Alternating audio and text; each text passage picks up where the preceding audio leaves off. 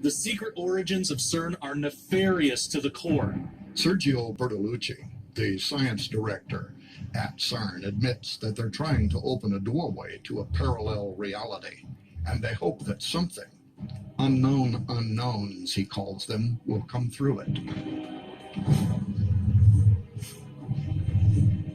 And CERN was built right over Apalliacom, where the ancients believed the doorway to Abaddon and the bottomless pit exists.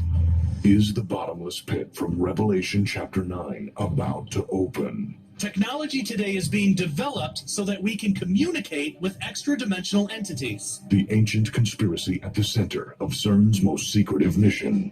Their research is very likely being used to advance a hidden agenda, the conspirators of which are well aware of who created the universe and are absolutely intent on making war with him and enthroning another in his place.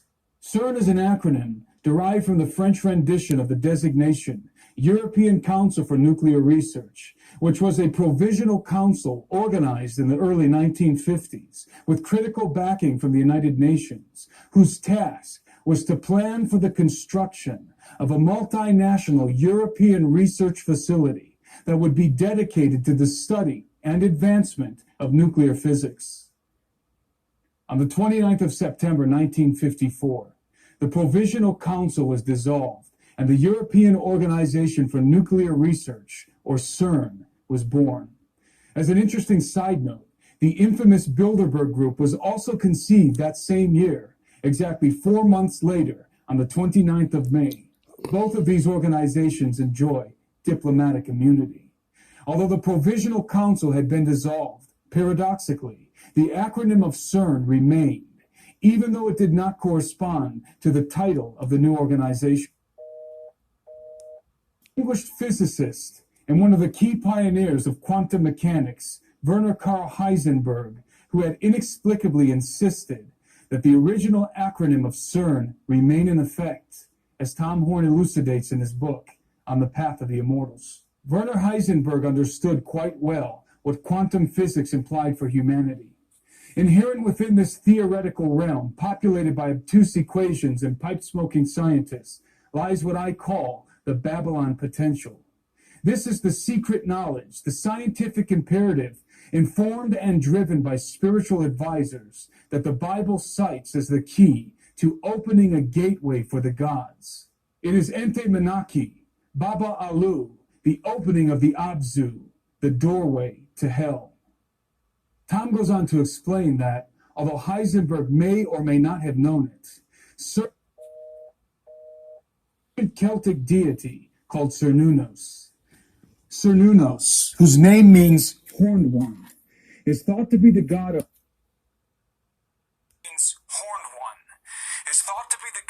death and rebirth, and the lord of the underworld. He is often depicted with rings or torques around his stag-like horns or in his hands, which may symbolize the circle of destruction and restoration that he represents. To further concretize this idea, Cernunnos is also depicted with a ring in one hand and a snake in the other.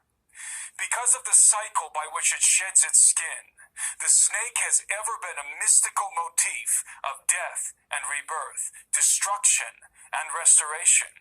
In a reversed esoteric adaptation, the rings of the Large Hadron Collider could be representative of the rings of Cernunnos, and by further associative interpretation, may very well reveal CERN's prime esoteric objective.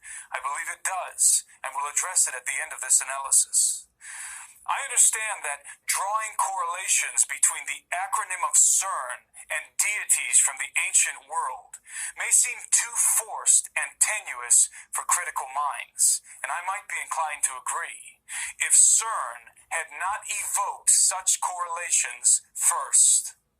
Rather than distance themselves from associations with arcane pagan deities, the directors of CERN welcomed and even celebrated the placement of a very unscientific icon in the courtyard of their main facilities.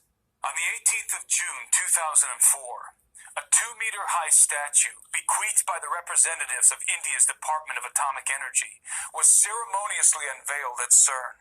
It was a statue of the Hindu god Shiva, engaged in the Nataraja, the cosmic dance of destruction. Shiva is one of 3 members of the Trimurti, the Hindu Trinity, in which the cosmic functions of creation, preservation, and destruction are personified in the forms of Brahma the Creator, Vishnu the Preserver, and Shiva the Destroyer, who is also known as the Transformer. It is important to understand that in Hindu mythology, Lord Shiva destroys the world in order to renew, restore, and reconstitute it. A commemorative plaque positioned next to the likeness of the dancing Shiva emblazons a quote from Austrian-born American physicist Fritjof Capra. It reads, in part, "Hundreds of years ago, Indian artists created visual images of dancing Shivas in a beautiful series of bronzes. In our time, physicists have used the most advanced technology to portray the patterns of the cosmic dance. The metaphor of the cosmic dance thus unifies ancient mythology, religious art, and modern physics. Think about this," says Steve Quayle in his book True Legends. "A symbolic statue of what might be a fallen angel who promises to destroy things as we know them now and rebuild a new, improved universe, with a plaque basically saying the facility will be trying to unify mythology, religion, and physics. Skeptics will be quick to point out that the unifying of ancient mythology, religious art, and modern physics is only metaphorically represented in the dance of Shiva and has no practical application in the scientific activities of CERN. Again, I might be inclined to agree, except for the fact that CERN has been deliberately encouraging the coalescence of mythology, art, and physics in very bizarre ways. In 2014, a dance opera entitled Symmetry was performed and filmed at the CERN facilities, including inside of the Large Hadron Collider.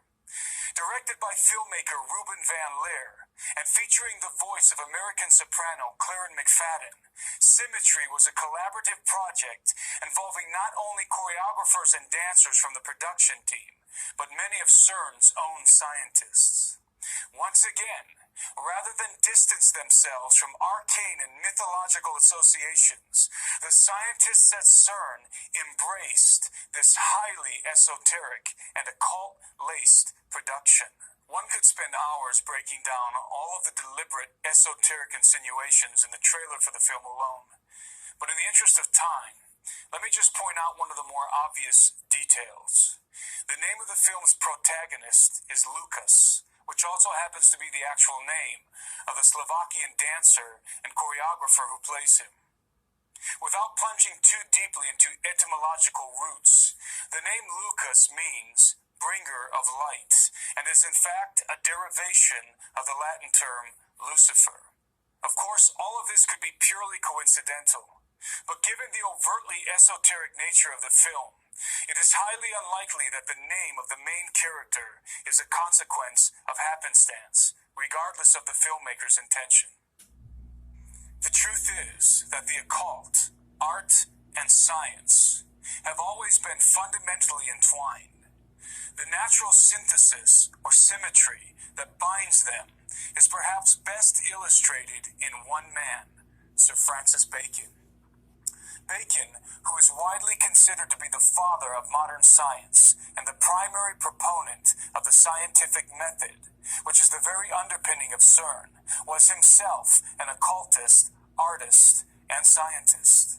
In fact, there is reason to believe that Francis Bacon is the true face behind the dubious mask of William Shakespeare. There is, in truth, no incongruity between the material and the metaphysical world, the physical and the spiritual. They are merely two sides of the same coin, both essential parts of the whole. When one penetrates deeply enough into what we call physics, one discovers, inevitably, the veil that separates these two realities. Occultists have always been aware of this fact. Even to Francis Bacon and his scientific contemporaries, many of whom were members of the mystery schools, deciphering the mechanisms of the material world was but the means to a far more important objective: to make contact with the entities lurking on the other side of the veil.